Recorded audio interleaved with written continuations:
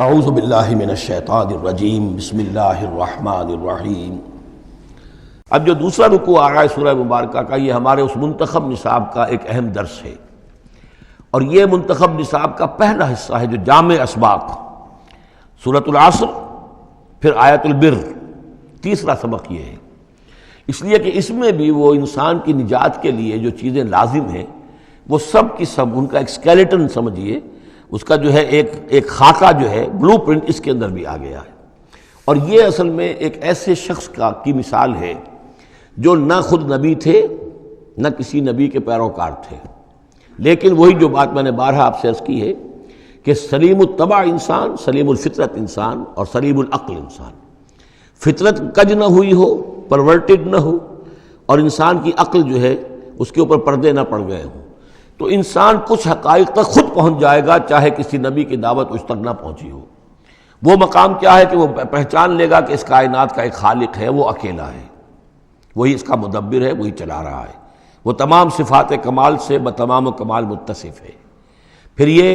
کہ اس نے جو ہمیں پیدا کیا ہے تو زندگی صرف یہ زندگی نہیں ہے بلکہ کوئی اور زندگی بھی ہوگی، اس کے پاس لوٹنا بھی ہوگا، ہم اس کی طرف جائیں گے اور پھر ہمیں اپنے اعمال کا محاسبہ وہاں پر فیس کرنا ہوگا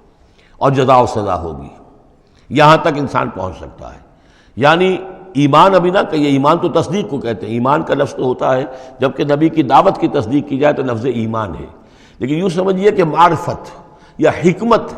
معرفت اور حکمت کے یہ دو سٹیشنز ایسے ہیں کہ جس تک انسان پہنچ جاتا ہے بغیر وحی کی رہنمائی کے، اگر اس کی فطرت سلیم ہے، اس کی عقل سلیم ہے۔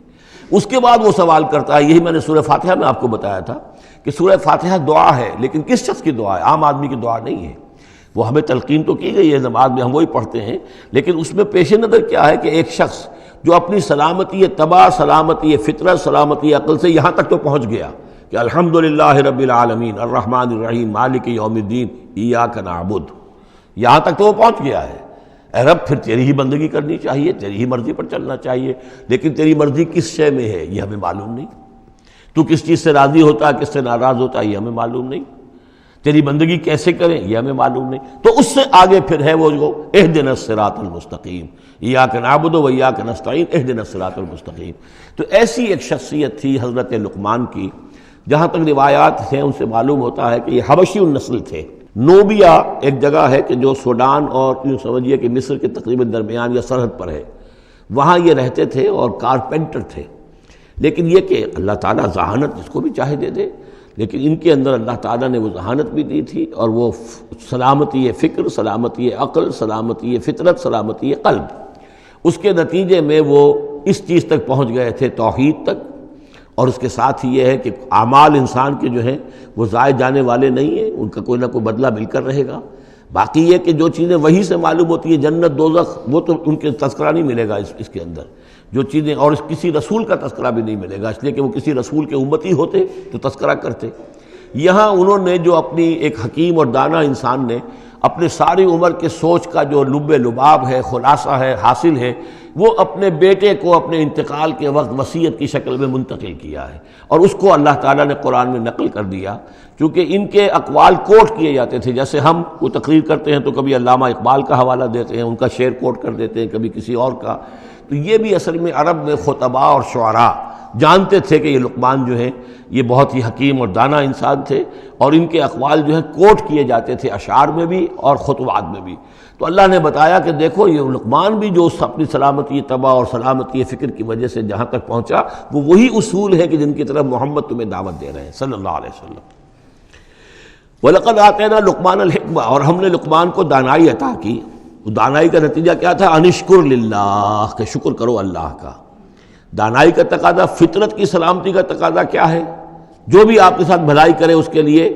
ایک احسان مندی کے جذبات آپ میں پیدا ہونے چاہیے۔ اگر نہیں ہو رہا ہے تو فطرت جو ہے پرورٹڈ ہے، بس ہو گئی، جو بھی بھلائی کرے۔ اور عقل کا تقاضا کیا ہے کہ اصل جو ہے منعم اس کو پہچان لیا جائے، اور وہ اللہ ہے۔ تو نتیجہ کیا نکلے گا؟ وہ سلامتی طبع جمع سلامتی عقل، تو اللہ کو پہچان لیا جائے اور کہا جائے الحمدللہ، جہاں سے قرآن مجید شروع ہوتا ہے۔ انشکر للہ کہ شکر کرو اللہ کا، ومن یشکر فانما یشکر لنفسہ، جو کوئی بھی شکر کرتا ہے تو وہ شکر کرتا ہے اپنے ہی بھلے کے لیے، اپنے ہی فائدے کے لیے، ومن کفر فان اللہ غنی حمید، اور جو کفران نعمت کرتا ہے، ناشکری کرتا ہے، تو اللہ تو غنی اور حمید ہے۔ وَإِذْ قَالَ لُقْمَانُ لِابْنِهِ، اب یہاں سے حضرت لقمان کی وہ نصیحتیں ہیں جو انہوں نے اپنے بیٹے کو کی ہیں، یہاں مذکور نہیں ہے، لیکن مراد یہی ہے کہ انتقال کے وقت، جیسے کہ کوئی شخص دولت مند ہے تو وہ اپنے انتقال کے وقت اپنے بیٹوں کو، یا اگر بیٹا ایک ہی ہے تو اسے بتائے گا کس سے لینا ہے، کس کو دینا ہے، کیا حساب کتاب ہے، کہاں کہاں میرے ایسٹس ہیں، کوئی دفینہ ہے تو بھی بتائے گا کہ میرا وہاں فلاں جگہ پر دولت دفن ہے۔ ایک حکیم انسان کے پاس اصل شے اس کی ساری عمر کے غور و فکر کا جو حاصل ہے کہ میں نے جو کچھ سوچا ہے، میں نے جو کچھ بھی حاصل کیا ہے اپنی فطرت سلیمہ اور عقل سلیم کی رہنمائی میں، وہ میں تمہیں منتقل کر رہا ہوں۔ وَإِذْ قَالَ لُقْمَانُ لِابْنِهِ وَهُوَ يَعِظُهُ، یاد کرو جب کہ کہا لقمان نے اپنے بیٹے سے اور وہ اسے نصیحت کر رہے تھے، یا بنی لا تشرک باللہ، نمبر ایک اللہ کے ساتھ شرک مت کیجو، ان الشرک لظلم عظیم، یقیناً شرک بہت بڑا ظلم ہے، بہت بڑا ظلم ہے، سب سے بڑی ناانصافی۔ عربی زبان میں ظلم کہتے ہیں وضع الشیء فی غیر محلہ، کسی شے کو ہٹا کر اس کے اصل مقام سے ہٹا کر کہیں اور رکھ دینا، یہ ظلم ہے۔ اللہ خالق تنہا، باقی سب مخلوق ہیں، اب آپ نے مخلوق میں سے کسی کو اللہ کے برابر کر دیا، یا اللہ کو کسی اعتبار سے گرا کر مخلوق کی صف میں لا کے کھڑا کر دیا، تو اس سے بڑا شرک، اس سے بڑی ظلم، اس سے بڑی ناانصافی، اس سے بڑا ظلم کوئی نہیں۔ وَإِذْ قَالَ لُقْمَانُ لِابْنِهِ وَهُوَ يَعِظُهُ يَا بُنَيَّ لَا تُشْرِكْ بِاللَّهِ إِنَّ الشِّرْكَ لَظُلْمٌ عَظِيمٌ، اور اس کے بعد فوراً ہی اللہ تعالیٰ نے اپنی طرف سے ایک بات ایڈ کی ہے۔ یہ چوتھا مقام آ گیا ہے کہ جہاں اللہ کے حق کے فوراً بعد والدین کا حق۔ ظاہر بات ہے کہ حضرت لقمان کو یہ بات کچھ یعنی مناسب نہیں معلوم ہوئی کہ وہ اپنا حق بھی بیان کریں، لہذا اس کی تکمیل کر دی ہے اللہ تعالیٰ نے۔ وَوَصَّيْنَا الْإِنسَانَ بِوَالِدَيْهِ، اور ہم نے وصیت کی انسان کو اس کے والدین کے بارے میں، اور والدین میں سے بھی خاص طور پر والدہ، اس لیے کہ زیادہ مشقت وہ جھیلتی ہے، زیادہ تکلیفیں بچوں کی پرورش میں ماں کو برداشت کرنی پڑتی ہیں۔ وَوَصَّيْنَا الْإِنسَانَ بِوَالِدَيْهِ حَمَلَتْهُ أُمُّهُ وَهْنًا عَلَى وَهْنٍ، اسے اٹھائے رکھا، وہ جو حمل ہے اس کے اپنے جسم کے اندر اٹھائے رکھا اس نے اس کو، وہنن علی وہنن، کمزوری پر کمزوری جھیل کر، وفصالہ فی عامین، پھر اس کا دودھ چھڑانا ہوا 2 سال میں سے، پھر یہ کہ پہلے 9 مہینے تو جونک کی طرح اس کے جسم کے اندر خون چوستا رہا، اور اس کے بعد پھر جو ہے دودھ اس کا جو ہے پیا ہے، تو وہ بھی اس کی توانائیاں اور اس کی قوت ہی ہے کہ جو دودھ کی شکل میں اس کے لیے غذا بنی ہے۔ انشکر لی ولوالدیک، کہ شکر کرو میرا اور اپنے والدین کا، الی المصیر، اور میری طرف تم کو لوٹ کر آنا ہے۔ اب دیکھیے جیسے میں نے وہاں عرض کیا تھا کہ سورہ